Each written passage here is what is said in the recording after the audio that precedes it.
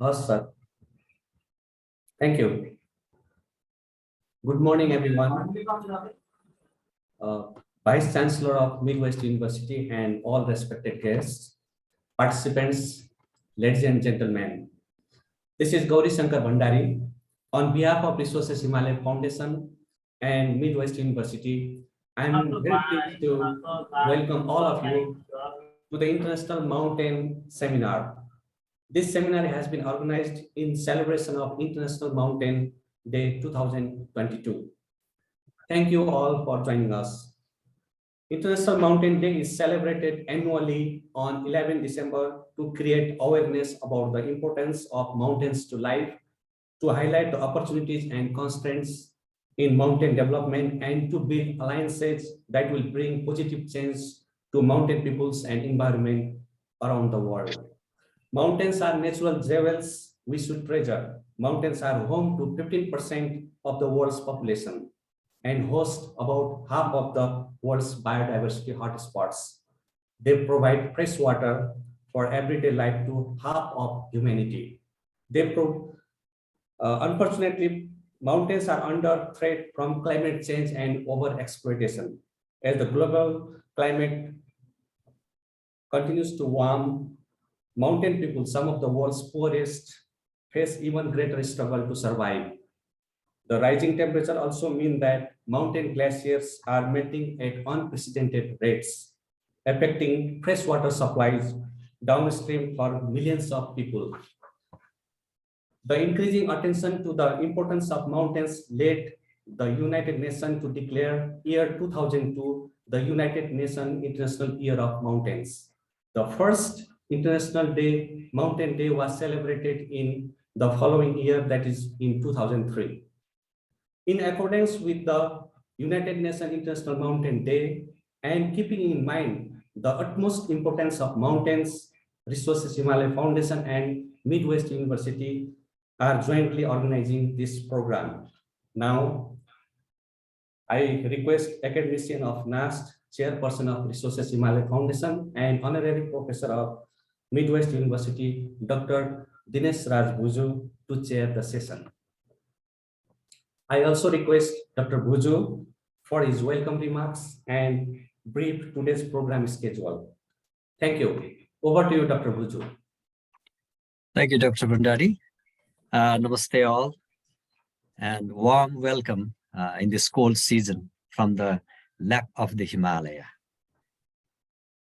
Let me start my brief, not my brief, but the brief introduction of the program, especially the mountain, with this famous, just a moment.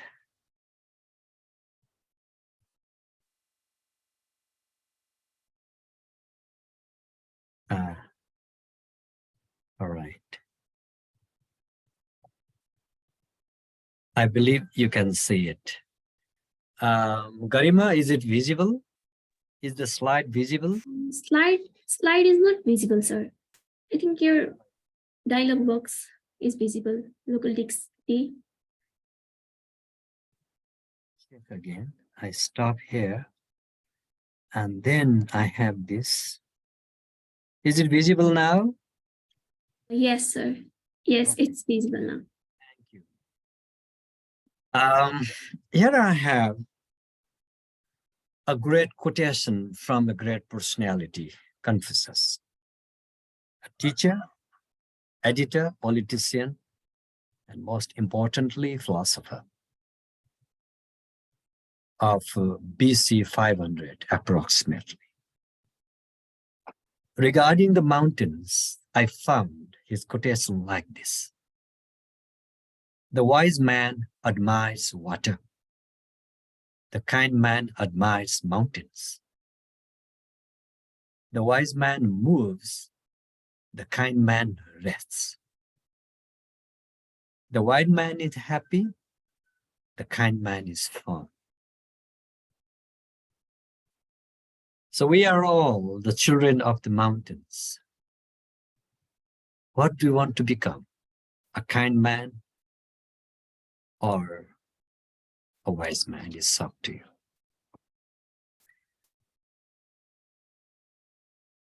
The mountains are the most, I would say, visible, physical structure, natural structure of the mother planet. It is defined simply as a natural upward projection of the Earth's surface. And it has some common features, like it has a summit, which we want to atop, which we want to reach. That is the top of the mountain. But not only the summit, it also has slope. It has sides of the mountain. And very importantly, they have steep valleys between the mountains and sometimes gorges.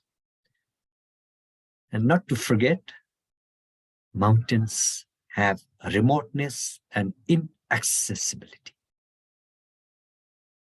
Where do the mountains occur? Mountains occur on every continent of the earth. And it is said that more mountains, that is more than half of the mountains, are below the water.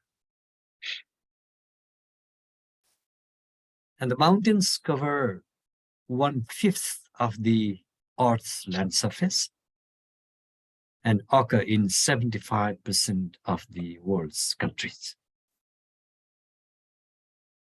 Not simply that, they are also home to 15% of the world's population and host about half of the world's biodiversity hotspots. They provide us fresh water for everyday life to half of humanity. Therefore, their conservation is a key factor for sustainable development. That's why it is included in SDGs, specifically SDG 15. Very unfortunately, I repeat, mountains are under threat from climate change and overpopulation and overexploitation.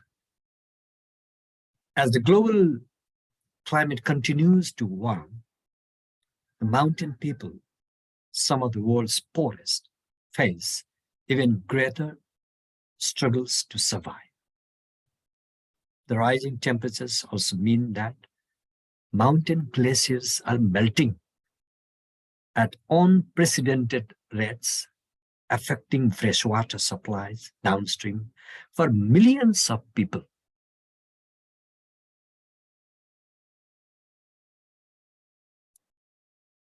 Therefore,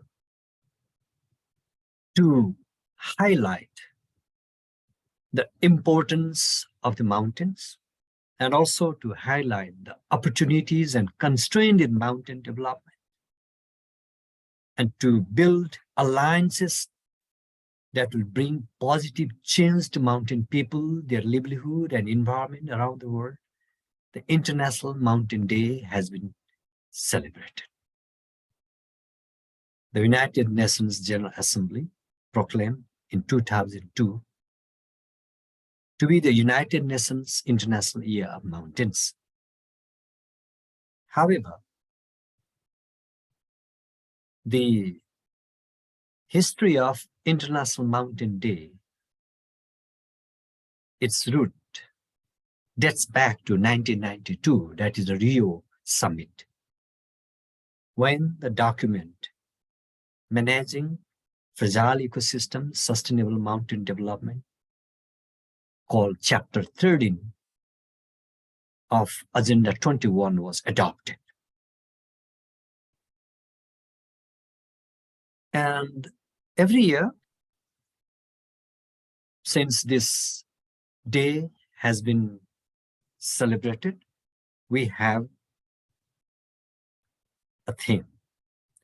The theme of this year's International Mountain Day, as you know, is Women Move Mountains. So this is the theme. However, this year, in this seminar, we are focusing the discussion on climate change impact on the mountains and adaptation opportunities. To conclude my brief introduction of the mountains and welcome note, I have this final slide to share with you. I hope it is visible. Yes, sir. This is a quotation by Gautam Buddha, a teacher, a great teacher, I would say, a great philosopher. He said, "As a mountain is unshaken by the wind, so the heart of a wise person is unmoved by all the changes on this earth." So, a wise person, a wise man that you are, is a mountain. With this small note on mountains, once again, I would like to welcome all of you to this international seminar. Thank you very much. Over to you, Dr. Bhandari. Thank you, Dr. Buju, for your welcome remarks and introduction of mountains. Now I have the honor and pleasure to invite our chief guest, Professor Nanda Bahadur Singh, Vice Chancellor of Midwest University, for opening remarks. Over to you,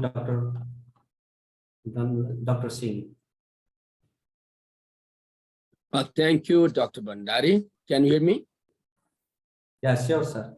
The chairperson of this program, Dr. Buju, the paper presenter, Professor Dr. Chetri, all the country representative from Hindu Kush, Karakoram, Himalayas, including Nepal, India, Pakistan, Bangladesh, Bhutan, up to Afghanistan in the west and Burma in the east. So all these other my students from Trivandrum University and Midwest University and the officers of Himalaya Resource Himalayas, and all the participants are welcome to this very important seminar, international seminar on mountains. As you know, I'm a man of mountain. I was born by the lap of mountain close to Tibet. I'm from Karnali, very close to Tibet. And my life was very interesting. When I was a small boy, I used to play with the snow up to 5-6 feet. The doors of my house used to be under the snow. It was covered for 2-3 months. After March, April, the sun used to melt and the greenery used to thin and there was budding.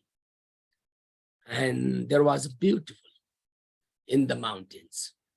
When I used to go up during summer with the cattle to the high mountains, there were the homes for many animals, cattle, as well as for human beings. Our houses were and are built by the side, by the lap of the mountains, in between the mountains and along the mountains.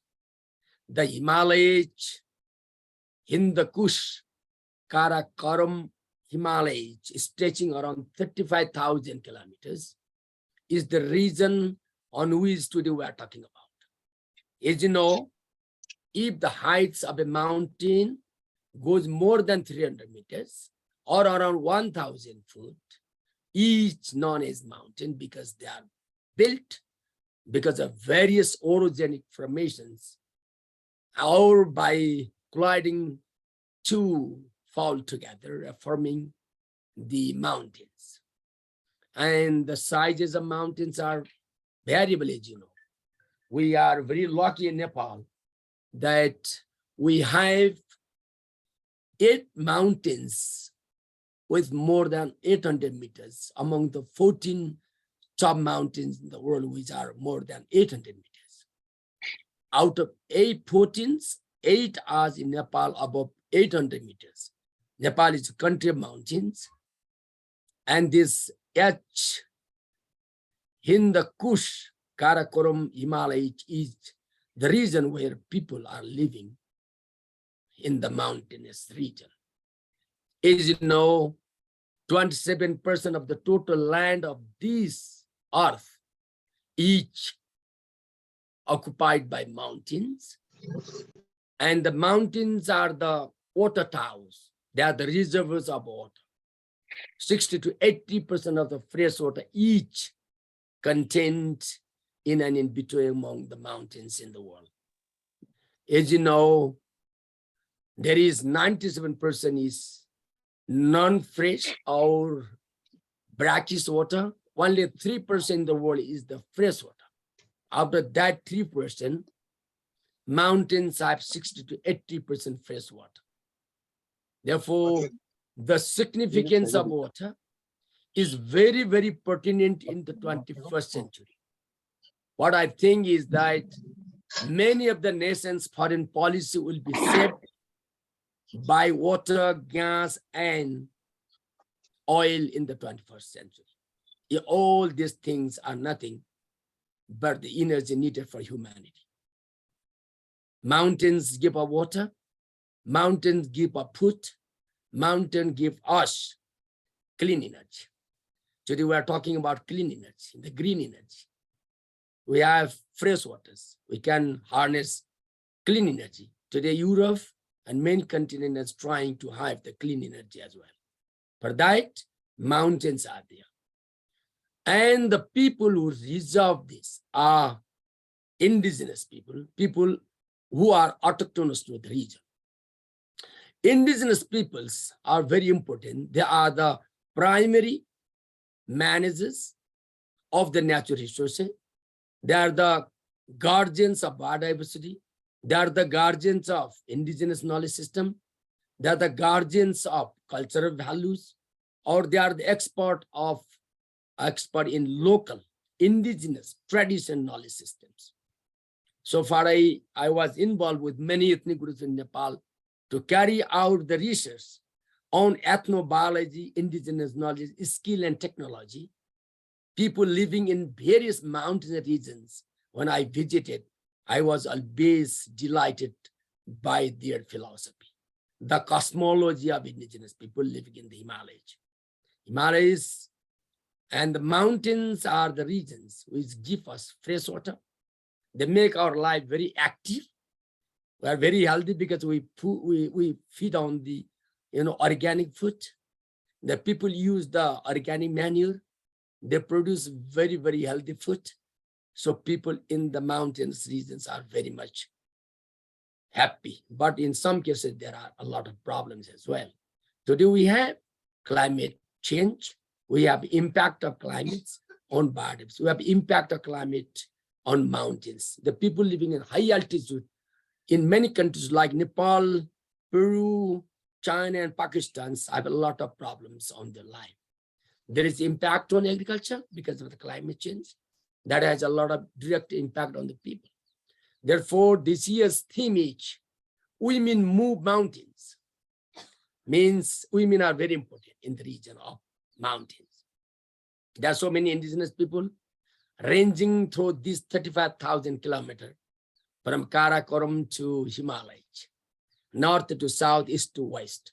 This region is very important and giving this space to many, many ethnic groups.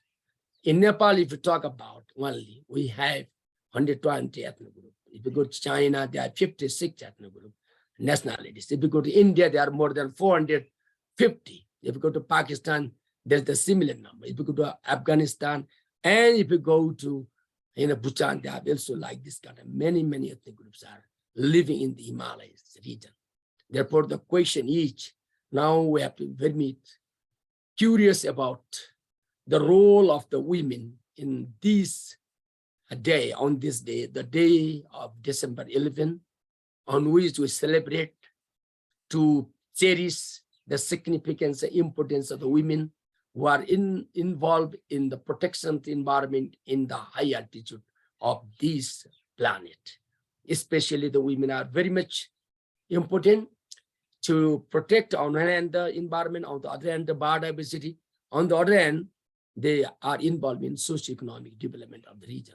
Therefore, this time's very important. The theme created by the UN, each women move mountains. Mountains are moved by women.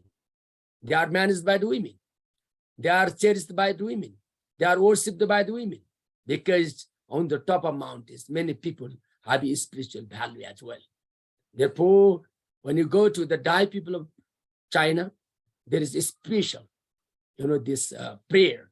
If you go to other people in Pakistan, to Bhutan, to Nepal, we have a lot of our culture diversity and our culture values. Therefore, in this case, mountains are the reservoirs of many cultural and philosophical values for the region.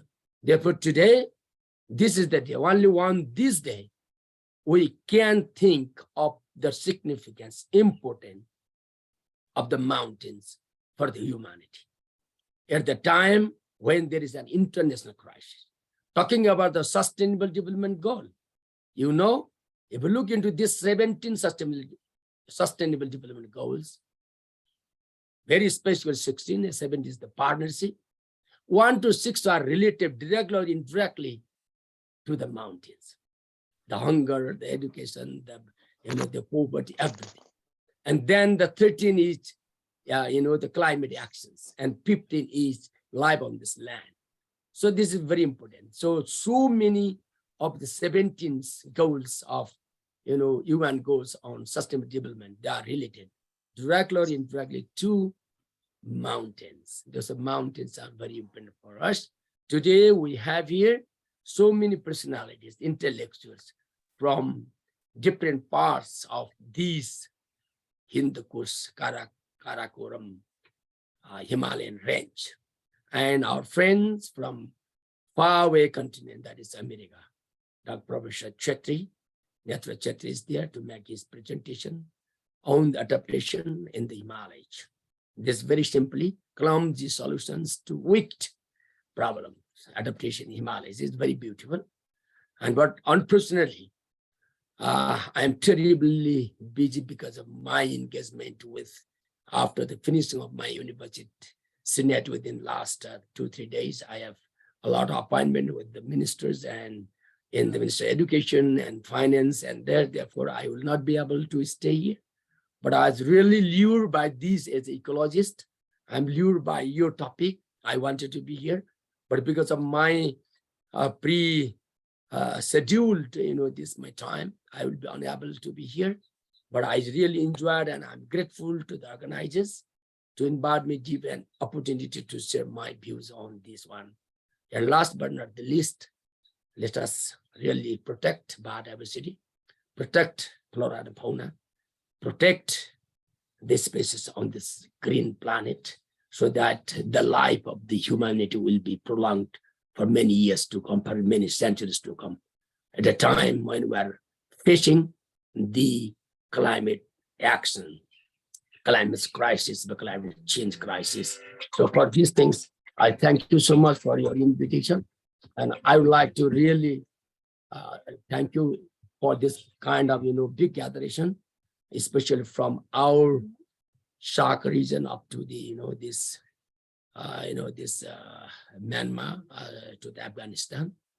And I would like to really thank you for your participation, and let us work together to protect the mountains, useful for the protections of the philosophy of humanity. Thank you so much. We have ISMART, and ISMART will work for that as well. And thank you so much for all And with this kind of opportunity and good luck for your outcome, I will be happy here to come to go through your outcome. Thank you so much for the invitation. Thank you, Vice Chancellor, Professor Singh, for your opening remarks. Now, please allow me to invite Dr. Netra Chetri, Professor of Arizona State University, for presentation on climate adaptation in the Himalayas. Dr. Chetri. Thank you so much.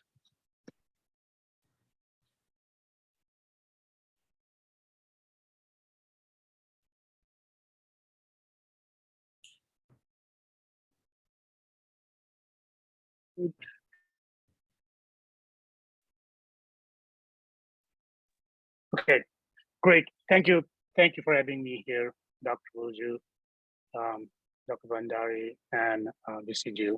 Always nice to hear from you. I'm going to go straight to the business here, and then let me. Do you see my slides, by the way? Yes, sir. Good. Okay. As you know, I'm Netra Chetri. So even if I am currently in the US as a professor, but for the last couple of months, few months, I should say, I'm in Nepal, and at the moment I am in Bharatpur. The name of the school itself tell you something that I, through that school, or we at Arizona State University, challenge the established notion that all the solutions to complex problems of the world can be addressed through a disciplinary boundary. So as a result of that, we have come up with a interesting name, such as School for the Future of Innovation Society. So I'm a professor at that school. It is a new school. It was established in 2015, and we have got about 58 faculty representing 43 or 44 different disciplines, and I'm the only geographer. So by that, I was trained in geography, and then within geography, anything under the sun can be geography, but within geography, I focused my research and work on climate adaptation. So my talk is going to be, thinking about climate adaptation in a slightly different way. But let me come back and say a few things about mountain based on what I heard from the previous speakers. We heard great many things about mountains, which is all true. But what is a little bit bothersome to me is that, we claim mountain, we talk about the mountain, we glorify the mountain, we glorify the people of the mountain, but yet, we fail to actually leave the knowledge space around mountain. We even don't have sort of a degree program around mountain development or mountain sustainability and so on. So since the VCG is here, maybe this is a great opportunity to think about a degree program around mountains so that we can capitalize on the knowledge base of the mountain to create a new set of knowledge that is required for the future generation of the mountain. So with that, let me move on. The title itself should tell you quite a few things, but let me briefly say that, there are two words here. One is clumsy and the other one is wicked. And if this was a face-to-face presentation, I would have liked to have a kind of a 5 minutes to have a conversation around these two words, but this is a virtual. So let's just go with what we have here. Now, so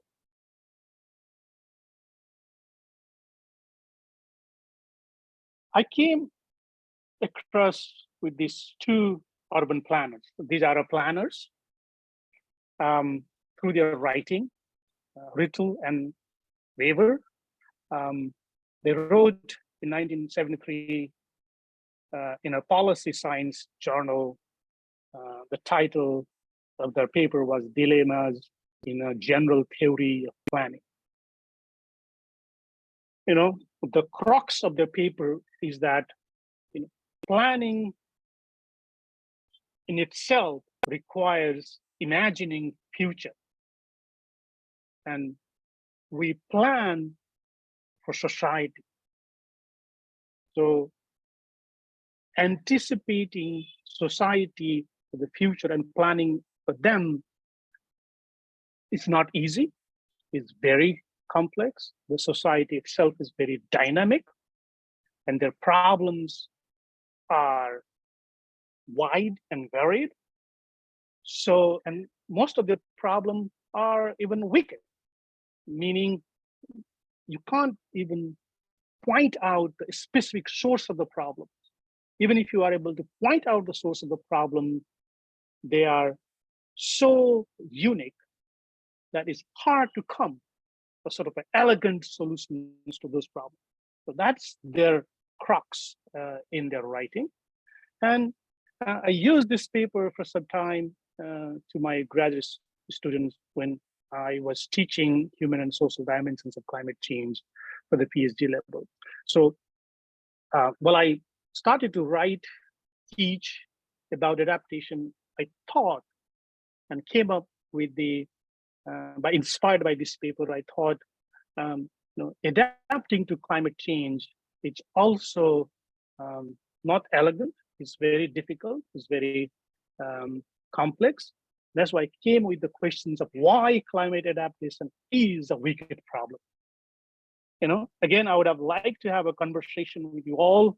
Maybe in the future we can still have a longer conversation. But let me walk you through some of the things that why I consider climate adaptation is a wicked problem.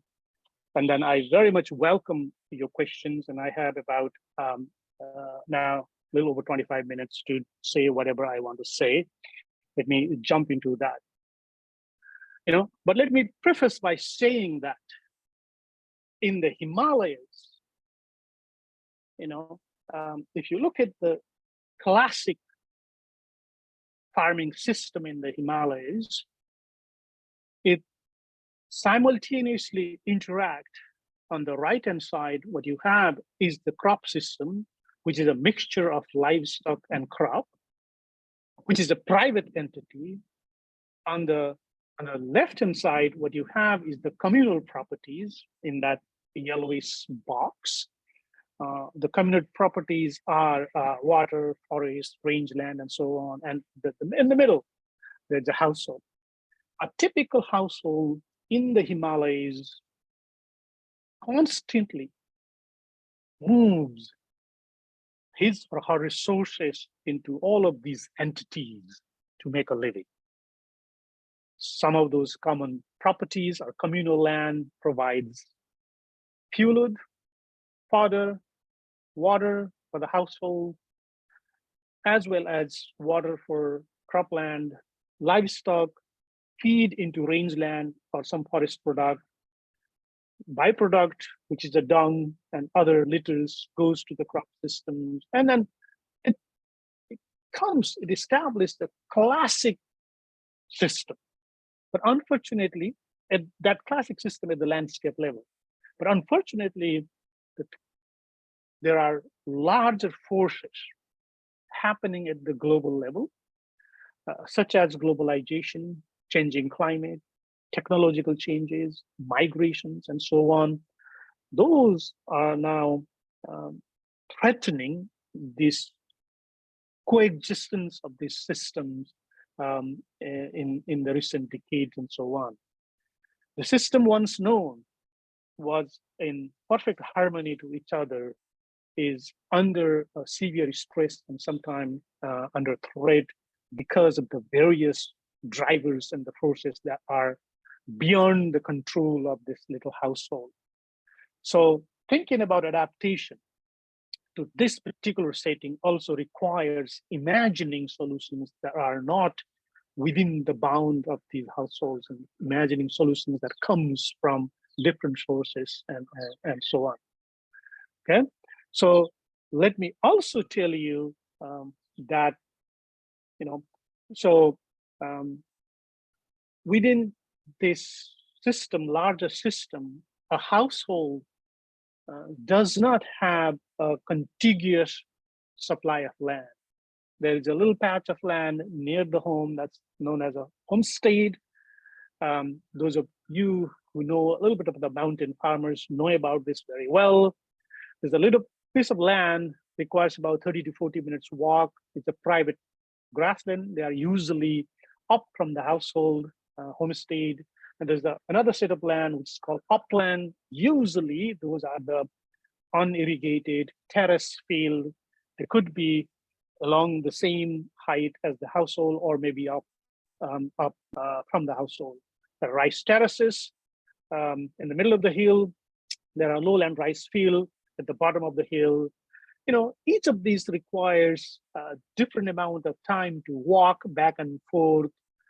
But think of the farmer at this point in time, how much that farmer has to spend in order to actually perform in this land to make a living through this land.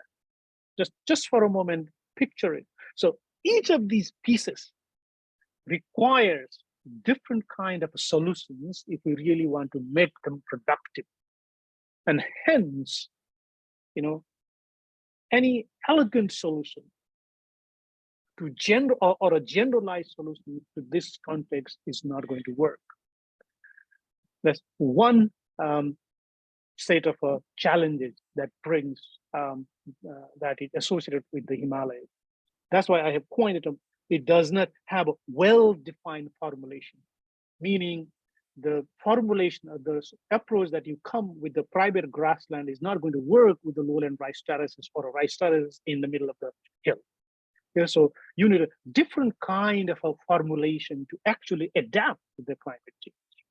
Okay, so from here to from this onward, nearly about 10 or so slides, I'm going to walk you through a piece of land, which I worked in the 1986, and I continue to work there, but in a different ways.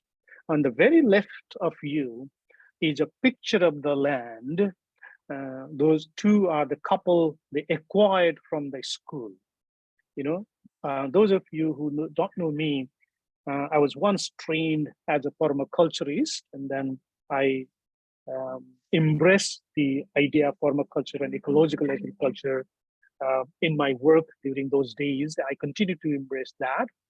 So this is precisely north of Beghnastal,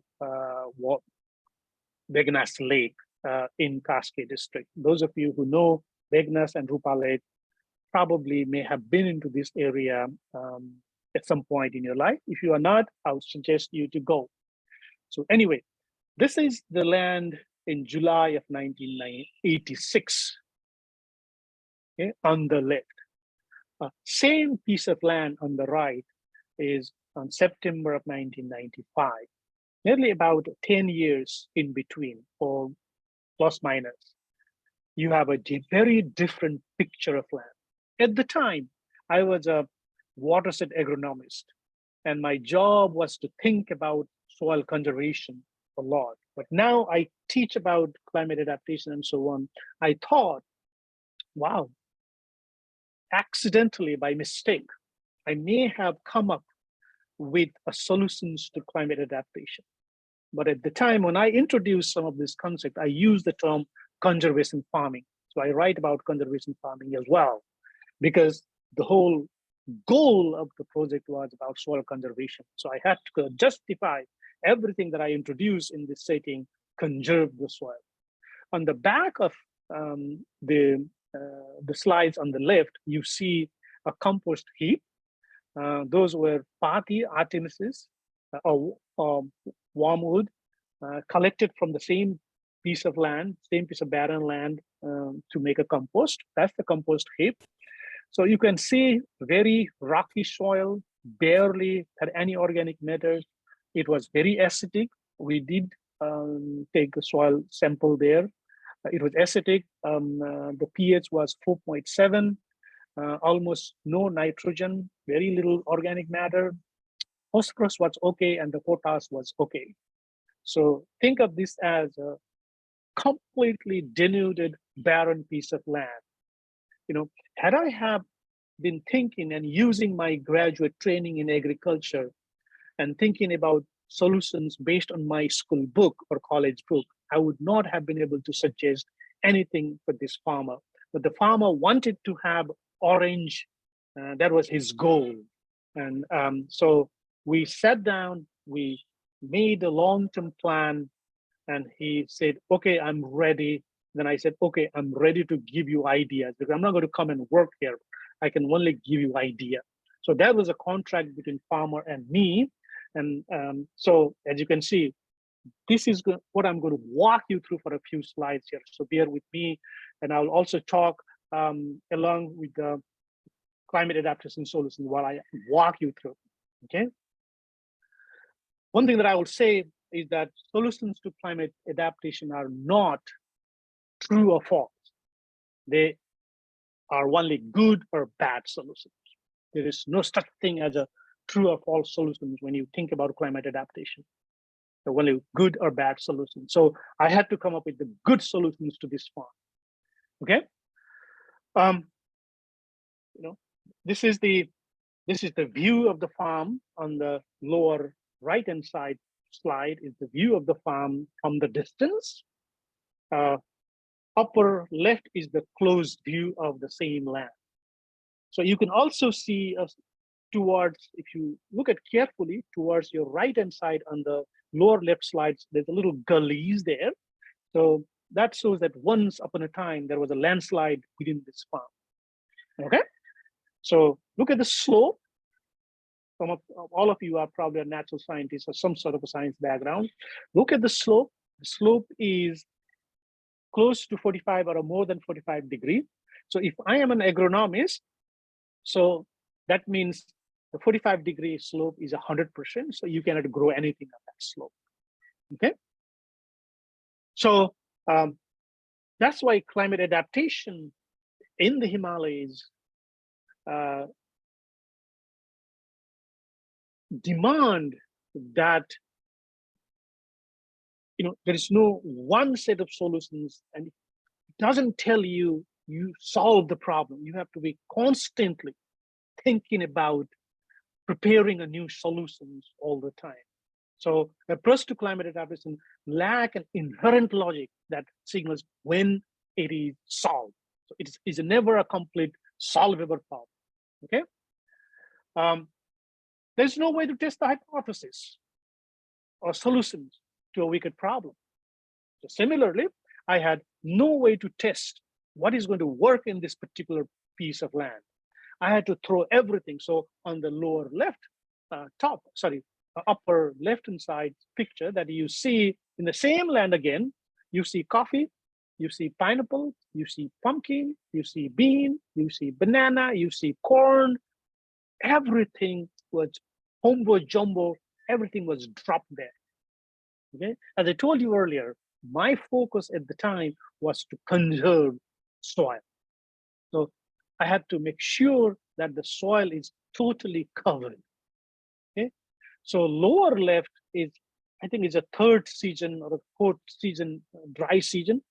So the same piece of land started to show some sign of revitalization. The little green trees that you see is the bacchino. That's a fast growing trees. Banana is still there. The pineapple is still there. So it's no longer a land with a full of scar and stone now. they're all beginning to cover. Okay. So again, the same piece of land, after about 6-7 years of operation, the pineapples are still there. The bacino, which is Melia ajadurecta, is there. Chap, which is a timber tree, is still there. Orange is still there. So the different kind of a tree species capitalizing on a different level of sun's energy coming from the sun here. They are not competing to each other. They are in harmony. And you can see the distance picture of the same farm from the distance on the top right hand side. Okay. So as this particular the titles of the headline shows here, climate adaptation problems can be studied using the same approach that we study other problems, because they are a different kind of a problem, and we had to then use a different sort of a solution. This same farmer here, cutting all the branches and leaves and so on, including banana, tite patis and everything, and using that as a mulch. By doing that, accidentally, this farmer also incorporates the carbon, which is one of the important or major greenhouse gases, and also enrich the soil or organic matter of the soil, as well as got rid of the weeds too. Okay, so look at him chopping the branches and the little branches and so on, putting them into the soil to increase the soil organic matter. Like all wicked problems, climate problems are essentially unique. If I have to now recommend climate adaptation solutions to the farmers of the Himalayas, I won't go through a single solution. Because every setting is a unique setting, as I walked you through in one of my slides. Each of those pieces of lands are so unique. So you also have to come up with a unique solution. Okay. So again, the same piece of land. This is a slightly different piece of land, but the nearby. So the climate adaptation problem can be described as the symptom of other problems. We are not just adapting to the climate, we are also adapting to the whole host of changes that are occurring in the society. As I told you in my second or third slides in the beginning, so there are larger global forces that are underway that also stretching this household in the Himalayas. As a result of that, we have lost huge labor force who would have otherwise been engaged in agriculture. So that's why the climate adaptation problems nowadays is a different problems, and it's a symptom of a whole host of other problems. So in this particular piece of land, what you see is the perfect rice terraces. In the middle are the rice, and all the terrace rises are totally covered by different kinds of trees, including fruit trees and fodders and timbers and so on. And then if you now think about the ingenuity of this kind of a farmer here, in the beginning, in the opening remark, Vice Chancellor, Professor Dr. Nanda Singh said, the indigenous knowledge. Think of the amount of knowledge and expertise that these farmers require to operationalize this slope. If I count there are over 20 different species in this little patch of land. And if you are a biodiversity lover, so you created agro-biodiversity right there. Okay, so so the adaptation problem or adaptation solution, that's why ultimately also addresses other issues, other problems of biodiversity, soil loss, and so on. Okay, back to the same piece of land. You can see the cardamom coming up, as well as the bananas are still there, and the orange trees are now getting bigger, because that was the ultimate goal here. Now the farmer started to thin and be selective about which particular species that he wants to or she wants to keep it on the farm and which one they want to get rid of. So in the couple of years in the beginning, farmers had to put a lot of efforts, but now on establishing farm, but now he is just harvesting different kinds of things. So climate adaptation solution, that's why cannot be wrong. If I was wrong here, I would have been decimated. Okay, so, but then we work through different solutions, clumsy solutions in this case, to make this happen. The same piece of land, same farmers, just minding, and those trees are volcano, and underneath are all different kind of plant species growing together. So on the left, the chop trees are now big. It's also the home for monkeys and so on, which sometimes destroy the crop, but it's a fauna too. The trees, that orange trees are now fruiting, the coffees are giving coffee beans and so on. I haven't visited the farm since 2019, but last time when I visited, it was a perfect Shangri-La for a lot of different reasons. It was a really, really good place, So you can see the same piece of barren land after about 17, 18 or 19 years, be very, very different place, Firewood under harvest in different patches. Now, rather than going to the forest to get the energy requirement of the household, the family can get the firewood from there. Not only that, they also sell the excess firewood to the market. The soil has a rich amount of earthworms, there are bees, and there are all other species within that. So you can see this approach is to revitalization of the farm and the entire watershed. Okay, I have the picture somewhere, but I couldn't pull it at this point in time. But the biodiversity, agrobiodiversity was so rich. I think there are 80 plus different species of plants we counted at one point in time in that little piece of land, which is about, if I put in Ropani, 8 Ropani.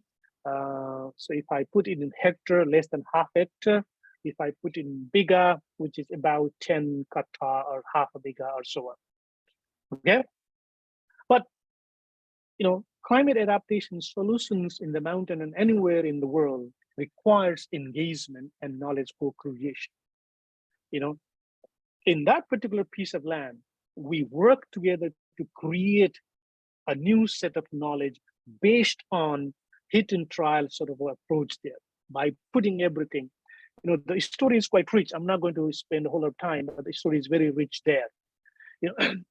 So solutions that are deemed or necessary for climate adaptation has to have eye towards the future too. So this is a lady, this wife of the same household. She's now a plant breeder. She's developing a rice variety of her choices. In the case of Himalayas, when the guest comes, the responsibility, unfortunately, of women is to offer a best quality rice to the guest. So the rice breeders increasingly focus more on production, which is important, less on the quality of the rice. So she's not happy with the kind of a rice that the rice breeders are giving to her. So now she is, working on developing her one type of rice. So she is a classic example of a on-farm plant breeder, collecting different kind of seeds from seed banks and, developing her choice of rice there. Okay. But, our solutions are never going to be 100%. So the same farm on the right-hand side now looks like a big jungle. On the left-hand side of that, top left-hand side, and top right-hand side, the same barren piece. The other farmer, that little hut, who never bothered about doing anything on that slope. So he still just grazed that land. So the solutions that we forward to the people of the Himalayas not going to be 100%. So don't get frustrated because not everybody listened to you. But solutions that we work together with the farmers probably going to work for others too, if they want to put it. Okay. So climate adaptation in the Himalayas, that's why it requires a high resilience against both excess of water and the lack of water. You have heard a lot of story about climate change. I don't want to say anything about it. The one thing that might be true moving forward is sometimes excessive water in certain months of the year, but most of the other time, lack of water. So how to manage that situation? So in the Himalayas, if you carefully walk through and put a sort of a curiosity mind into work, you see those little water harvesting pond, but unfortunately, most of those ponds are now not working, or people have destroyed them for one reason or the other reasons. But those water harvesting ponds, if we put them strategically across the gradients of the slope, that could actually be used to harvest the water, and that excess water can be used during the time there is no water, right? Or they can help recharge the streams that are going to dry early because of the lack of rainfall. So on the right-hand side, the pictures is what about introducing green manure crops in the rice field, in the corn field, so that the nutrient that was taken out by the corn is now recharged by the green manure crop. So kind of anything that we come in the name of climate adaptation in the Himalayas requires a high resilience thinking. The efforts to climate adaptation also requires to prepare farmers to deal with extreme of climate. We're dealing with the new normal, high extreme. The normals are moving upward, and the extremes are also going to be. So climate adaptation solutions, that's why have to consider these extreme conditions as well. So a key element, I argue, on-farm climate adaptation in the Himalayas is to increase soil organic matter, which can also absorb and retain the excess moisture, and also keep the soil from drying early. So one of the ways to increase the soil organic matter is to grow more leguminous crop, which was already the case. But over the course of time, we have not doing a good job of enhancing the area under green legumes and so on in our mountain systems anywhere in the world, okay? So if we do all of these things, we will certainly increase on-farm biodiversity, which will have a high degree of certainty to increase the resiliency to tackle with the changing environmental conditions and other stresses. That's my sort of a take on. So I'll put you here another sort of interesting slide. And then I argue that any solutions to climate adaptation in the Himalayas are clumsy. They are not elegant. Look at these slides that is in front of, there are two slides in front of you.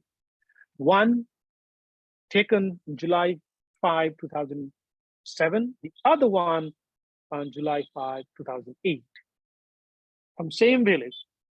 If you ask me where is this is Madan Pokhara in Palpa district. Okay, so a year apart.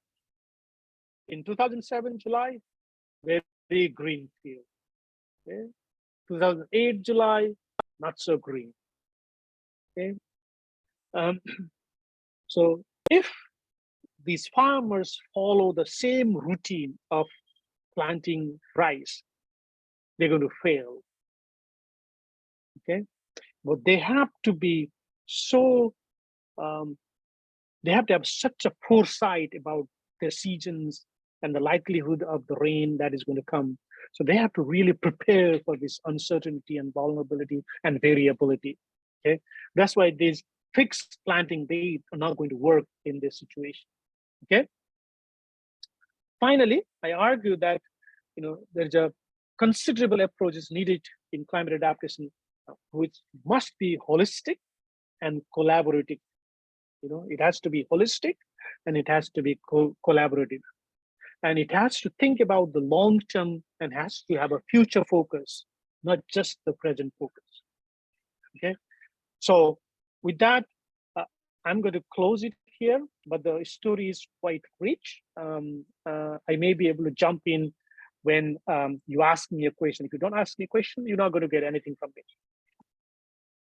Okay, Pop.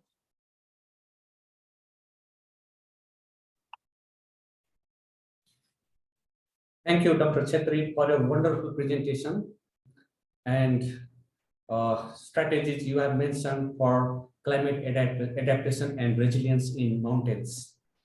Now it's time for concrete perspective remarks. Please allow me to invite Dr. Noor Ahmad Akhundaja from Afghanistan. Thank you. Dr. Akhundaja,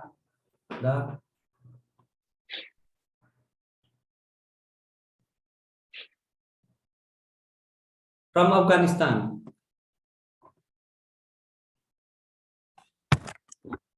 I think Afghanistan's Noor is has not been able to attend, maybe because of internet. Maybe you can call the representative or participant from Bangladesh. Okay. Now, as we move on, I would like to invite Mohammad Faisal from Bangladesh.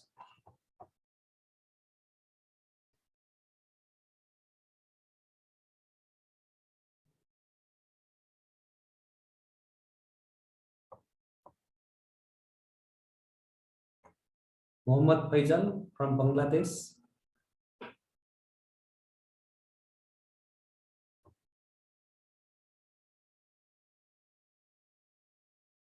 I think he also has problem in connecting.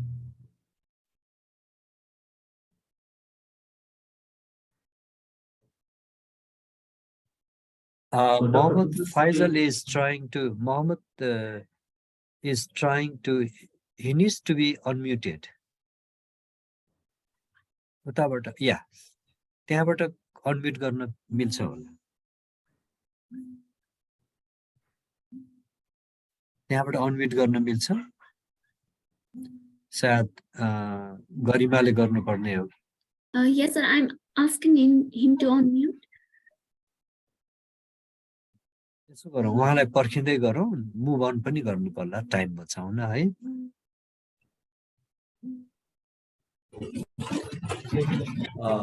I think he's Hello, sir. Good morning, everybody. okay. Can you hear me? Yeah, sure. Sorry, I'm extremely sorry. I'm in travel. I'm in bus basically. So that's why I cannot speak now.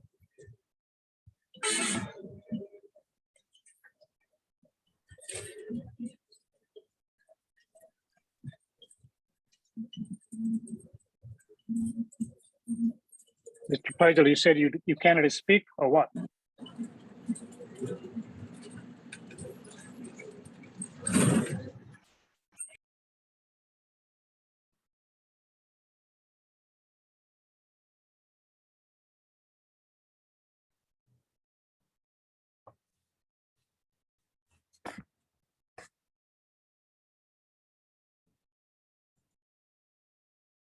Mohammad Faisal, please unmute your speaker.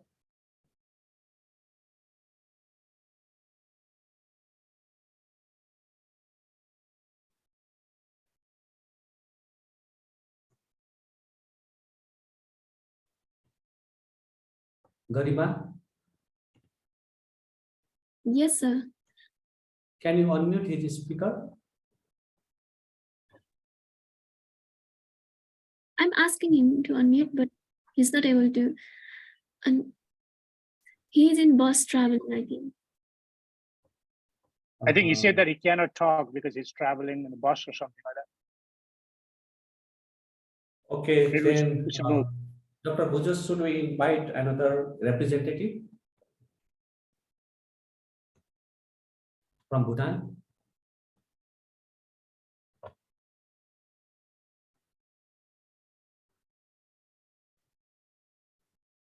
Dr. Buju?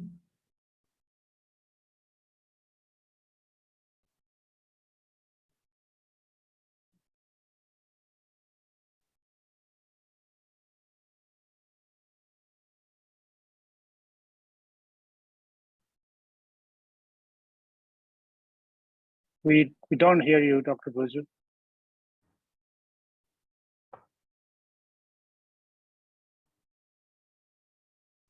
No.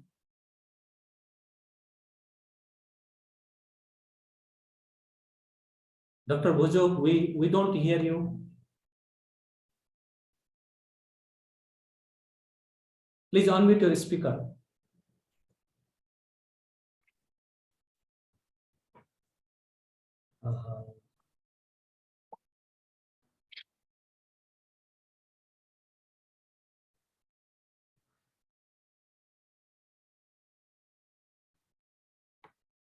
Okay, I think we should move to another speaker.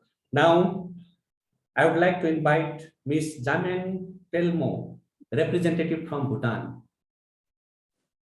Ms. Good morning, Pelmo, everyone.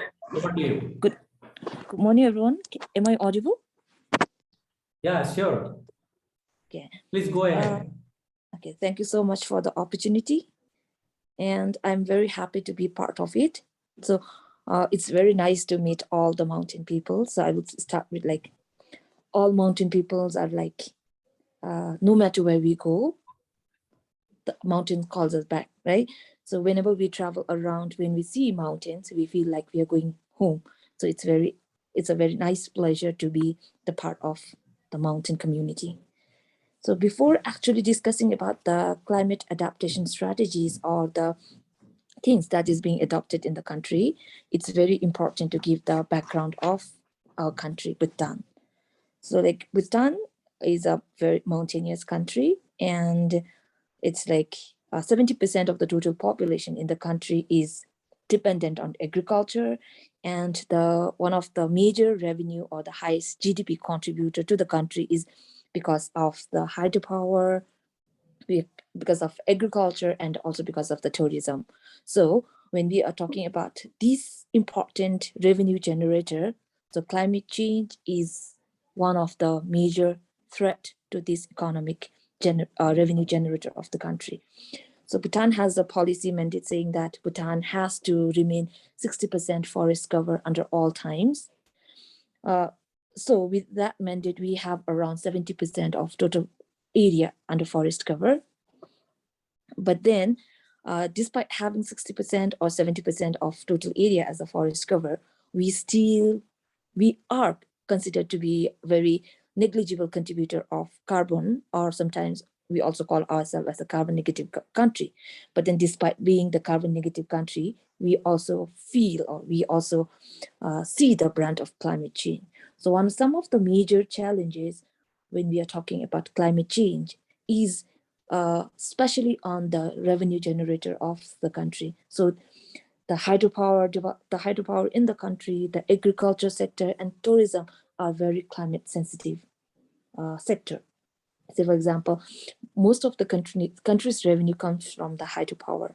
So because of the climate change, that hydropower is also getting impacted.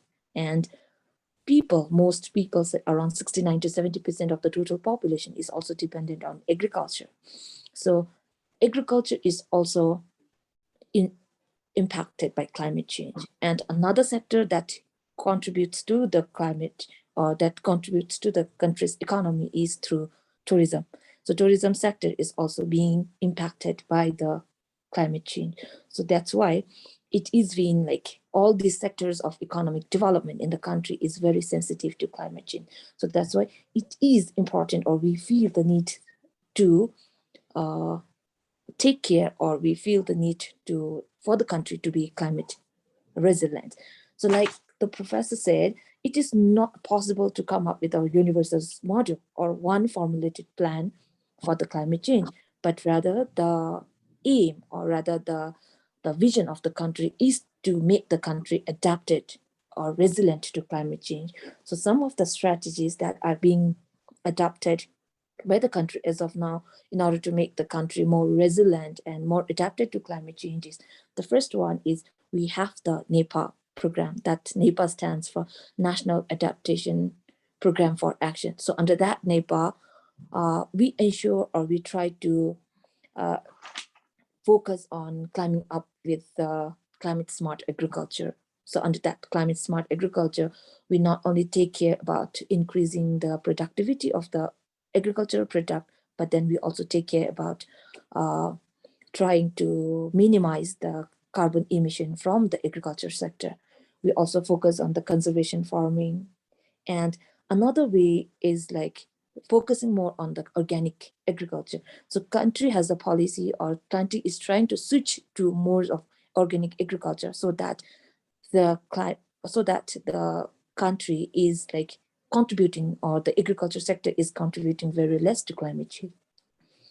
Another way of mitigating, or another way of making the country adapted to climate change is the sustainable land management. So under that NEPA project, we have the sustainable land management. So looking at the topography of our country is very steep. So it is very important to come up with a solution where we can retain the soil. It is important to manage the soil. So that's why the NEPA project has the initiative, or has taken up the initiative to come up with a sustainable land management, so that we can, also that the country can focus on the soil conservation. Another one is it also focuses on the rainwater harvesting. So when we have too much water, that becomes the problem, or when we do not have water, that also becomes a problem. So because of the climate change, Bhutan is anticipating unprecedented monsoon. The example can be last year during the harvesting season, which is very uncommon, especially in Bhutan, western part of the country, during the harvesting time of paddy was fully flooded with rainwater. So that is like, we usually do not expect, we do not receive too much of rain during the harvesting season. But then last year, almost all the paddy was lost because of the heavy monsoon. So these are some of the example how the mountains, or how the people in the country is getting impacted because of the climate change. So the main intention, or the main aim of the country, we cannot do away, or we cannot completely stop climate change from happening. So the main intention, or the main objective of the country is to make country more resilient, more adapted towards the climate change. So the main objective, or the main way of doing is by focusing on the climate smart agriculture, conservation agriculture, also focusing on agriculture, organic agriculture, and also trying to look at the rainwater harvesting system. And one of the major threat of climate change in our country is the glacial lake outburst flood. We also called it as GLOVE. So under that NEPA project, we have the strategy of artificial lowering of the lake, so that we do not experience that GLOVE. So if the country experiences GLOVE, the whole of the country's infrastructure, including the hydropower sector, is under threat. So that's why country is taking initiative, or country is putting in effort to mitigate that.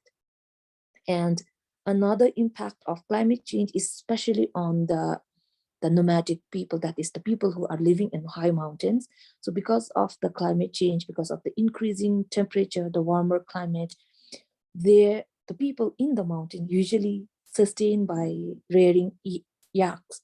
So their pasture, their farming land is impacted because of climate change.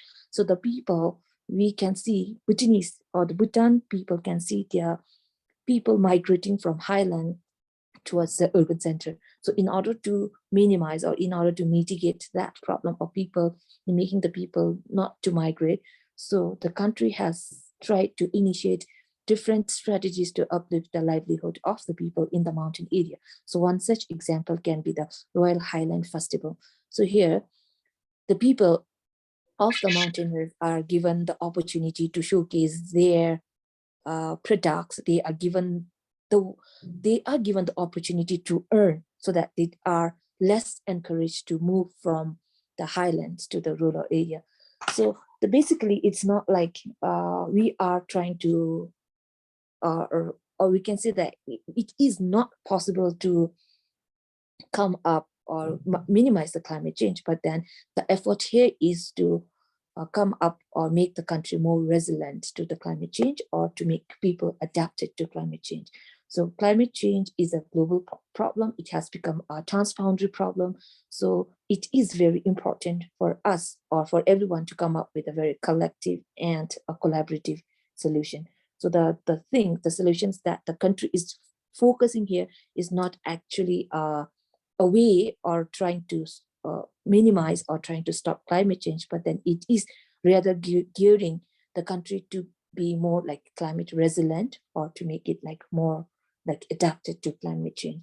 So these are some of the strategies that are being adapted, especially in terms of the agriculture and also in terms of hydropower and then also in terms of the tourism sector. Thank you.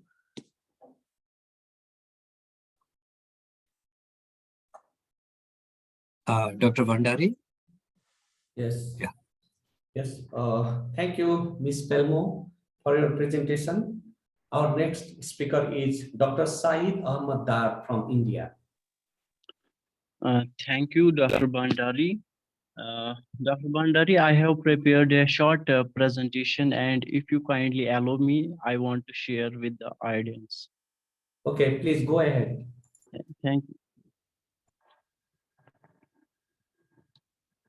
Will you please allow me to share my presentation? And as the screen is showing, it is disabled by the host.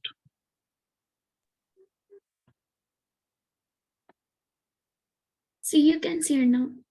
Okay. Thank you.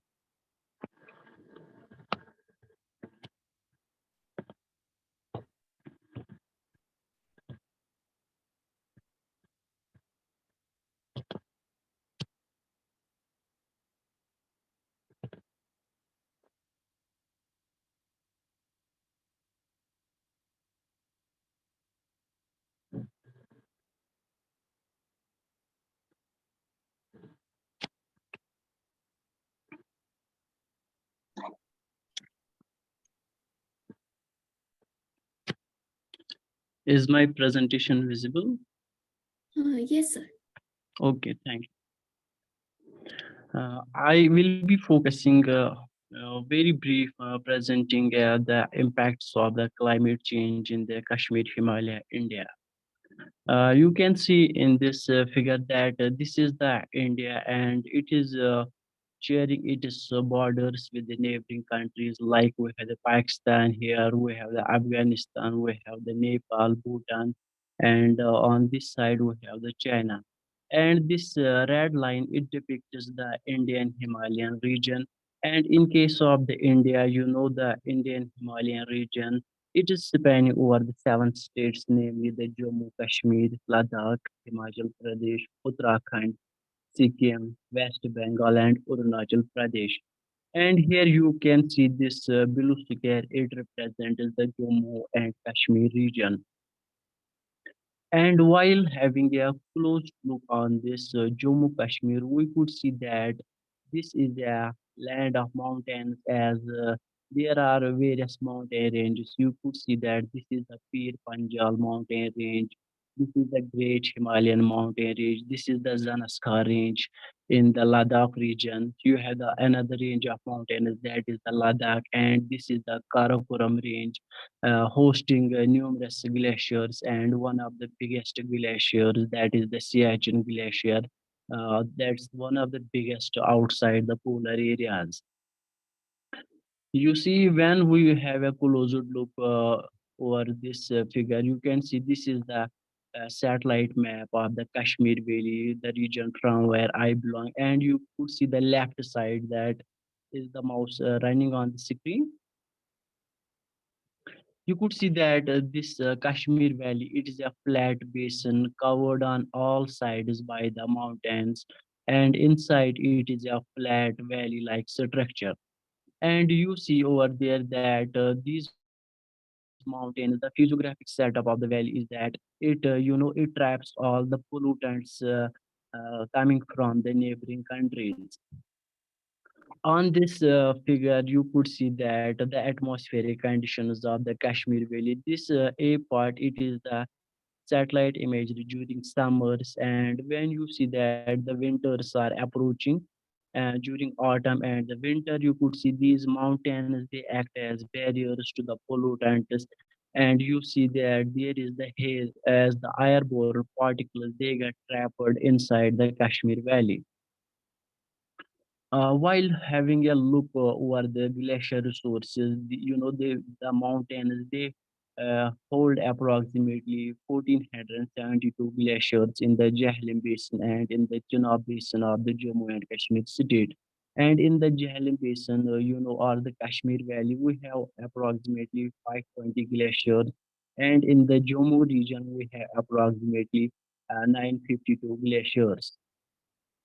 You could see that the impacts of the climate change, they are visible, as you could see here the snout retrievals of the glaciers. You could see these below lines, they depict the snout boundaries of various glaciers in 1992. But as far as the impacts of climate change, the increasing temperatures, you could see that glaciers, they are retreating, they are disappearing. You could see the red lines in the figures. It represents that the glaciers, they are disappeared. They have disappeared their snouts by several hundred meters because of the impacts of the climate change. You could see in the Kashmir Valley or the Jammu and Kashmir state, we have some important contributors, like we have the preparation of the black carbon, because the winters here are very harsh with the temperatures going down up to -10 degrees Celsius. And these black carbons, we prepare the artificial coal here that is used in the traditional fire pots there. And also you could see here on the glacier that the soot, the black carbon has accumulated. And the tourists, the anthropogenic activities are also the harmful to these glaciers. You could see the deforestation in the area, and the migration of these herds, sometimes they also led to the early retreat of these glaciers. While having a look at this figure at the high split trajectory model, and it indicates that the contribution of the global sources, like you could see here that this western disturbances and from other countries, there is a significant contribution of these black carbon and other aerosols, that is more than 65%. And you could see that the local contribution, it is very less, and it is only 21% in case of the Jammu and Kashmir. These are some of the field photographs from the Kashmir Valley. You could see that the glacier snouts, and this is the ethylometer used for measurement of the black carbon in the glacier sites. And we are actually working over the whole region, and we even went to the different border areas, like we have on the top north of the valley, the Gilgit-Baltistan area that also holds the numerous glaciers. You could see here that the black carbon levels in the Kashmir Valley during different time periods, and we can say that the COVID-19, it has a very significant impact, positive impact on the air quality, as the industries, the factories all over the world, they were closed. And you could see here that this solid blue line in the graph, it depicts the black carbon levels. It has significantly reduced during the lockdown period. Now coming to the lakes and wetlands, the Himalayas, the Kashmir Himalayas, it hosts approximately 114 alpine lakes or the high altitude wetlands and lakes, and there are 184 lakes wetlands in the middle of the valley and 73 streams. While these high altitude lakes or wetlands, they are fed by the glaciers. You could see that these glaciers, they fed these lakes and this important Gangabal, Nundukal lakes, and there are various lakes that are the source of fresh water to the local people. And you could see here that these lakes, like we have the guards are here, visions, they provide their fresh water to the neighboring countries like we had Pakistan, as their water is not available to the people of Kashmir, but their water is available to the people of the Pakistan and the Gilgit-Baltistan region. But the climate change impacts are visible because we researched that the water levels in the high altitude lakes, it has decreased by 2-3 meters during the past 3-4 decades, and these are very deep. Even you could see one of the lakes here, it is 84 meters deep, but there are the fluctuations in the water levels because of the early melting of the snow and glaciers, and the water levels, actual water levels, that have decreased by almost 1 to 2 meters. While having a look over the wetlands, you could see here because of the reduced stream flows and the erratic precipitation in the valley. For example, taking the case of this wetland, you could see on the left side of this figure that this is one of the wetlands in the Srinagar city named Kushalsar, and here this A part, it represents the wetland during 1980s, but because of the temperature change, high population explosion, and decreasing stream flows, you could see that the actual vegetation part of the wetland that has decreased, and it has led to the spread of the marshy areas, because the marshy areas, when the water is low and it does not reach to the all over the wetland, and the marshlands, they happen to develop, and as the marshlands, they also pave the way for this built up construction. You could see the red color, it depicts that the built up is approaching in the wetland. You could see here at the sea part that the vicinity in the catchments of these wetlands, you have earlier we had lot of these urban, the green spaces, open spaces, but you could see the population impact is here. This red color, it depicts the construction of the houses. So you could see in the valley of Kashmir that the land use changes are on its peak. Now coming to the water quality parameters of these lakes and wetlands, you see that during the years, for example, taking the case of these nutrients, like we have the nitrogen, we have the phosphorus, that result in the eutrophication of these lakes and wetlands. The concentration of these parameters has increased because of the harmful anthropogenic activities, and it also paved the way for some of the tropical species, like we have the azolla in the Kashmir Valley.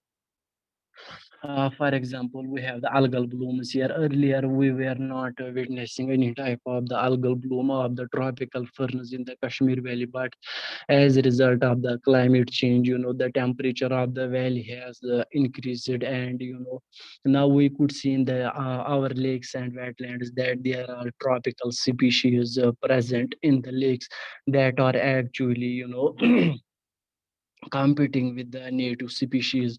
And when these tropical ferns, they die because of the natural senescence, and they lead to the anoxic conditions in these water bodies, which is harmful for the biota.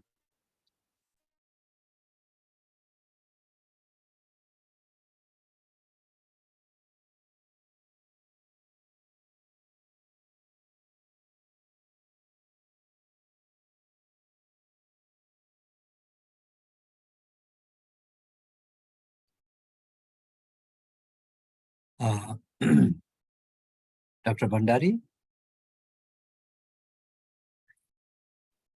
I don't Yes, sir. hear I'm Shahid. listening. Yeah. Where we I don't have hear Shahid Ahmed voice. Do you hear? Yeah. Dr. hello, Almagdar, you am I please audible? move your slides. Am I audible? Yeah, yeah, sure. Okay, so But this is your slide is not moving. okay, my slide is not moving. And also, we request you to conclude now because we are running out of time. Okay, is my slide visible? Yes. Okay, so in the Kashmir Valley, we The current population is 7 million, and based on the per capita consumption, we estimated the future demands, and we could see that it is estimated that there could be a demand of 850 billion liters by 2050. You know, the climate change impacts, it has altered the timing and magnitude and the potential recharge of the springs, and because of the temperature increase, the precipitation, it has decreased significantly. You know, the levels of the groundwater, they have decreased, and there is the early blooming of the flowers in the valley. And you know, there is a significant increase in the water demand, and you know, people are facing severe water shortages. Thank you. Thank you, Dr. Saeed Ahmad Dar, for your presentation. Now, we move on to the next speaker. Our next speaker is Dr. Binita Thapa from Nepal. Dr. Binita Thapa, over Yes, to sir. you. Thank you. Thank you, Dr. Bhandari. I'll just make it very brief. Let me just tell you about the condition of Nepal. Across the Himalaya, iconic peaks like Mount Machu Picchu have turned into bare rock during some seasons. Between October 2008 to October 2020, Mount Saipul at 7,031 meters in far west Nepal lost most of its ice. Researchers have made observations where the permafrost is melting and glaciers receding. Accelerated melting has also meant the number of glacial lakes increasing. There are 3,252 glacial lakes in Nepal, and they are shrinking 3 times faster than in 1998. Many of these are filling up with meltwater and are in danger of bursting. As Bhutan mentioned about Glof, it's the same case with Nepal too. The threat of Glof, it's not just to human settlements, but to infrastructure projects, many of them hydropower plants, which are built along rivers downstream. While melting mountains are more visible, more people are affected across the Himalaya by springs going dry and reduced flow on rivers. People are abandoning villages and homesteads because of prolonged droughts and dry springs. Increasing climate variability, along with a lack of investment in mountain agriculture, has pushed men to migrate in search of alternative livelihoods. Women have therefore taken on many tasks that were earlier done by men. Women left behind are having to shoulder the burden of household chores, including fetching water from further away. There is less water to irrigate terrace farms. In parts of Nepal, this has led to an increase in child marriage and the school dropout rate for girls, undermining the country's past gains. Climate change in the mountains is not just a crisis, but also an opportunity to empower women and local communities. From rainwater harvesting, reviving ponds, and drip irrigation, to planting sugarcane and napier grass on riverbanks to reduce flood risks. There are many successful examples in Nepal of local adaptation. Women play a key role in environmental protection and social and economic development in mountain areas. As Vice Chancellor Sir already mentioned, they are primary managers of mountain resources, guardians of biodiversity, keepers of traditional knowledge, experts in traditional medicine, and custodians of local culture. As farmers, market sellers, businesswomen, artisans, entrepreneurs, and community leaders, mountain women and girls, in particular in rural areas, have the potential to be major agents of change. When rural women have access to resources, services, and opportunities, they become a driving force against hunger, malnutrition, and rural poverty, and are active in the development of mountain economies. Yet they remain invisible due to lack of decision-making power, as well as unequal access to resources. Today is an opportunity to promote gender equality and therefore contribute to improving social justice, livelihoods, and resilience. Raise awareness about the need to empower mountain women so they can participate more effectively in decision-making processes and have control over productive resources. Lastly, we should highlight the importance in the mountain economy. With this, I end. Thank you very much. Thank you, Dr. Vinita Thapa. Our next speaker is from Pakistan, Dr. Hussein Box Maksi from Pakistan.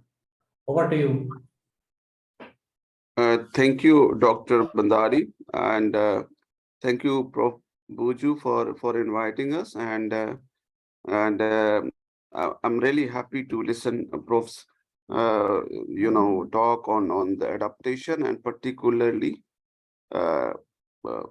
so I'll be more focused on the policy paper which has been recently developed by the government of Pakistan. And as we know that Pakistan is among the countries that are negatively impacted by the effect of climate change. Recently, we have experienced, in fact, we have witnessed in this year, and there is exposure of natural hazards, and we significantly depend on the monsoon rainfall. And similarly, the glacier flood from the Indus Basin that comes from Himalayas. The country's socio-economic circumstances further augment its vulnerability to the projected temperature, as we have witnessed that is increasing, and we are more we are facing more rainfalls, and we have greater risk of flood and droughts. In 2012, the Pakistan has developed its first national climate change policy, and recently it was updated. And the focus is more on the climate change adaptation. There was a project of the government of Pakistan that focuses on 10 billion tree tsunami in across the country. And then there was another project by the government of Pakistan that was the urban forest project, Clean Green Pakistan, and mostly it focused on to increase the national park initiatives. 60% of the Pakistan is that comes under the mountain area, and the 40% of the population that they lives in mountain. Particularly, there are mountains in Khyber Pakhtunkhwa, Gilgit-Baltistan, some of the part of the Punjab, some part of the Sindh, and then in the biggest mountain range that is in Balochistan, that is 43% of the Pakistan, the place where I belong to. So basically the policy that focuses on the vulnerability of the various sectors to climate change, and basically it have been highlighted to take appropriate actions. These cover policy measures to address the issue of areas such as the water, agriculture, forestry, coastal areas, biodiversity, and other vulnerable ecosystem. Notwithstanding the fact that Pakistan's contribution to the global greenhouse gas emission is small, but on the other hand, its role to the responsible member of the global communities combating climate change has been highlighted in a different forums. Another important aspect of this policy paper, or the policy document, that focuses on how to develop a water resources, what type of water storages should we use, and then similarly, it more focused on the sustainable agriculture and livestock policies. Another important aspect which we usually focus is the development of nutrients, particularly in the context of our country. There are the literature, there is particularly one paper is published in recently that focuses on the neglected and underutilized food crops that are basically missing in our country. Previously, the people used to have different type of food crops in the mountains, but now they are mainly focused on the wheat, rice, and maize. So that area is creating a lot of issues when it comes to the nutrition and the sustainable agriculture practices. And on the other hand, we have witnessed that though the government has the policy, they have the documents, but we have witnessed that there are coal plants are being constructed in this CPEC project, and there are some other activities which are being carried out which are not supported, or which are not linked with the policy document. So these two things which somehow creates confusion that whether the government has adopted a policy paper, or they are just making it just piece of paper or not adopting it. So I'll end here. Thank you for listening.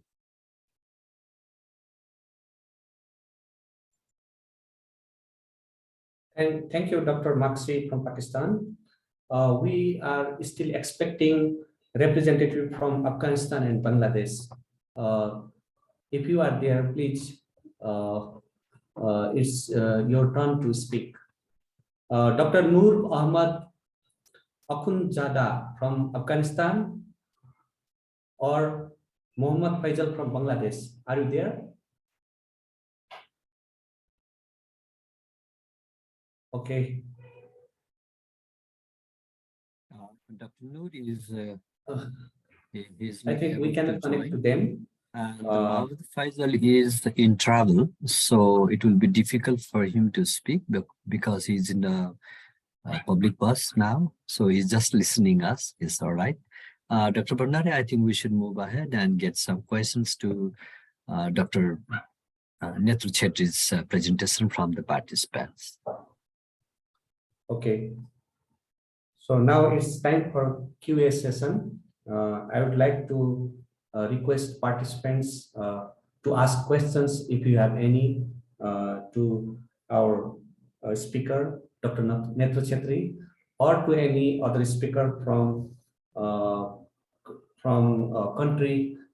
different countries like India, Pakistan, Nepal, and Bhutan. While people are thinking about the questions, I had a question on the text from Dr. Pitambar Sarmaji, but he had to leave, I guess.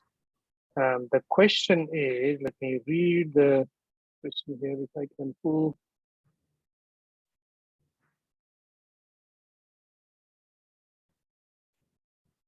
Okay.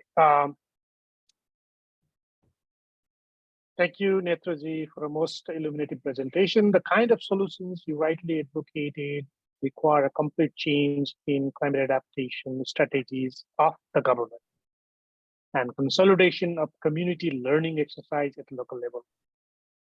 What would your suggestion be? I think it's very simple, as you can imagine.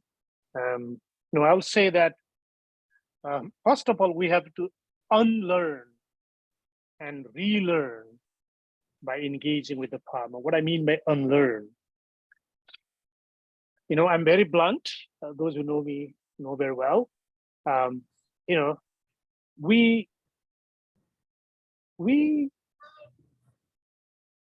have been given a lot of garbage lately through our academic systems and whatnot. Most of the nonsense comes from Western way of thinking about mountain and Western way of presenting mountain and Western way of solving the mountain issues. That's what I mean, but we have to learn what we have learned from this monopoly of knowledge system. Then I will also say that we should not consider those who are learning from the Western way of thinking, we should not consider ourselves expert of the mountain and the climate adaptation to the mountain. Because anywhere in the world, but specific to mountains or the Himalayas, climate adaptation is a moving target.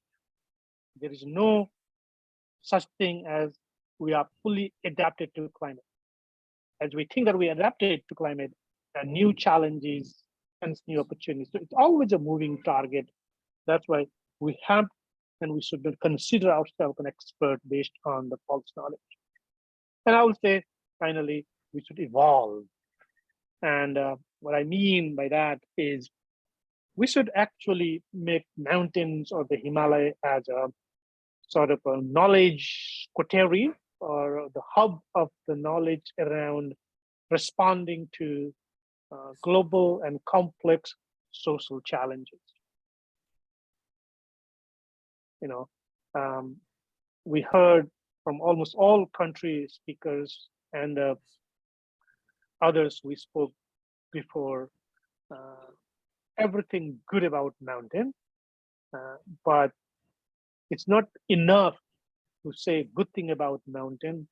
We have to actually, use all of those to develop a new set of knowledge about the mountain and claim that knowledge from the mountain itself, rather than making mountain as a sponge of knowledge absorption and so on.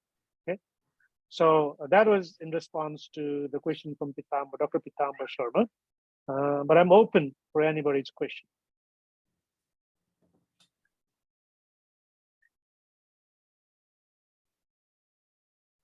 There's a question from Krishna Pandey, sir. In the chat or? In the chat, sir. Okay, I don't see it, but can anybody read it? Or How- Krishna Pandey, can you read? Or, no, Dr. okay. Binda, you can read.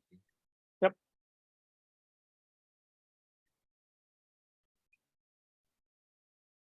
Sir, should I read? Anybody? Okay, Krishna Pandey has said, how our challenges, for instance, poverty, low self-sufficiency in food, low infrastructure and technology development, and the resource degradation are linked to the uncertainty of various natural disasters caused by climate change. I hope to listen from speakers about our experiences and opportunities to deal the threats to sustainable living human kinds or women. Okay, cost and uncertainty. Uncertainty, and particularly in the Himalayas, is a fact. I don't know why we are so much passionate with the word uncertainty, knowing that historically we have been dealing uncertainty and making the most of it. You saw second to last slides with the rice field from Madan Pokhara. If we are capable of dealing that kind of uncertainty, which is in this case uncertainty in the onset of the monsoon season or a rainy season, that allow farmers to then trigger the rice farming or rice plantation. If we are capable of tackling of dealing that level of uncertainty, I think we are capable of dealing most of the other uncertainty. But having said that, I would say that's why the focus of my talk also, planning in response to not just the climate challenge, in response to other ongoing challenges in the Himalayas, particularly, requires our own evolution to those challenges. We cannot actually plan the way we used to plan.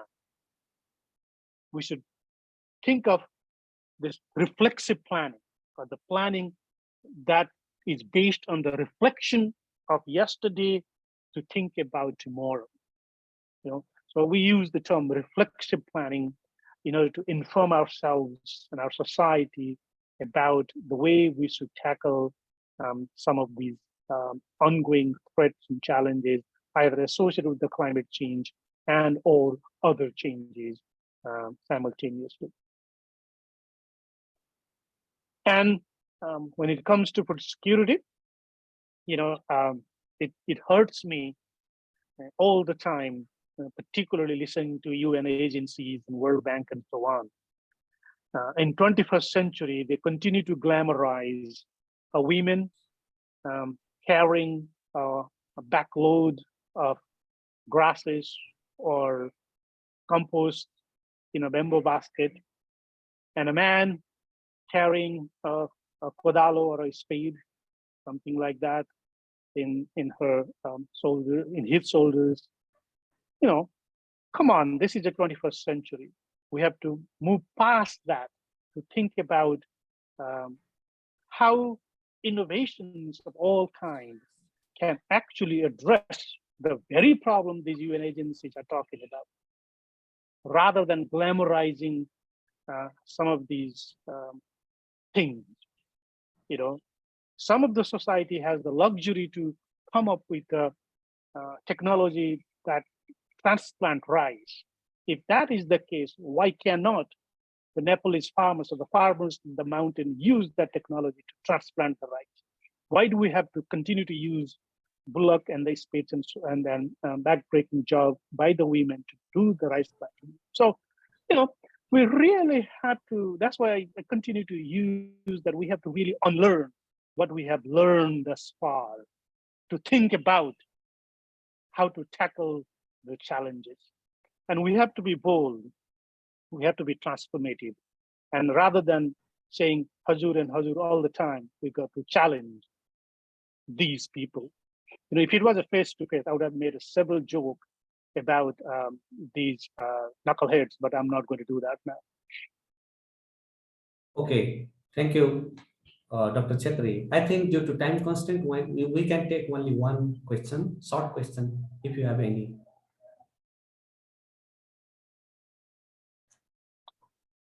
If not, with the consent of the chair of this session, I'm going to present summary of this seminar. This seminar was chaired by academician of NAST and honorary professor of Midwest University, Dr. Dinesh Raj Bhuju. Dr. Bhuju highlighted the importance of mountains and the importance of celebrating International Mountain Day. The opening remarks was given by Professor Nanda Bahadur Singh, Vice Chancellor of Midwest University. He highlighted the role of indigenous people in safeguarding the mountains, mountain biodiversity and culture. He also emphasized the role of women in conserving the mountain resources. Today's main speaker was Dr. Netra Chetri, professor at Arizona State University. The central theme of his presentation was climate adaptation in the Himalayas. Dr. Chetri demonstrated how the twin goal of climate adaptation and resilience can be achieved through the blend of local and expert-driven knowledge. We had invited 6 country perspective representatives, but we could connect only 4 of them. Ms. Jamyong Pelmo from Bhutan mentioned that Bhutan has 60 to 70% of the country's area covered by forest, but still Bhutan has to bear the brunt of climate change. She also discussed climate smart agriculture and other strategies being adopted to mitigate the impact of climate change. Dr. Shahid Ahmad Dar from India presented the geographical and climatic features of Kashmir, Himalayas, and measurement of black carbon in glaciers and water quality of Kashmiri lakes. Dr. Vinita Thapa highlighted the impact of climate change in mountain glaciers and mountain economy. Finally, Dr. Hussain Baksh Maksi from Pakistan highlighted the impact of climate change on socio-economic condition and vulnerability of Pakistan Himalayas and discussed the adaptation measures adopted by the government. There were a number of specific questions raised in question Q&A session. the questions were raised to Dr. Netra Chetri. These questions were raised by participants Pitambar Sharma and Krishna Pandey. There were about 70 participants in the seminar. Thank you. Now we are at the end of this seminar, and now I'm going to request Dr. Buju, the chair of this seminar, for his concluding remarks. Thank you, Dr. Buju. Thank you, Dr. Vandari. I do not have any such concluding remarks. Whatever I had to say, I said it in the very beginning. And whatever we had to hear, we heard from the eminent scholars, especially from Professor Netra Chetri and other participants from Bhutan, Bangladesh, Bhutan, and then Pakistan, India, and Nepal finally. And also we had few questions from participants. As I mentioned, because of the time constraint, we could not entertain many questions there. But definitely this day of the mountains, this International Mountain Day, has not only given us an opportunity to meet each other, though online, also to show our solidarity, to raise our voice for the protection of the mountain, for the conservation of the mountain, its biodiversity, and also to help to uplift the well-being of the mountain people. Finally, I have one very philosophical quotation that the philosophers mostly say, that happiness is not at the top of the mountain, but in how to climb. So happiness is not to have the mountains. They are there. But happiness would be to understand them. Thank you all participants. Thank you all invited speakers to make this day a great day. Thank you so much. With this, we conclude this seminar today. Thank you all. Bye-bye. Namaste. Asidelek. Bye-bye.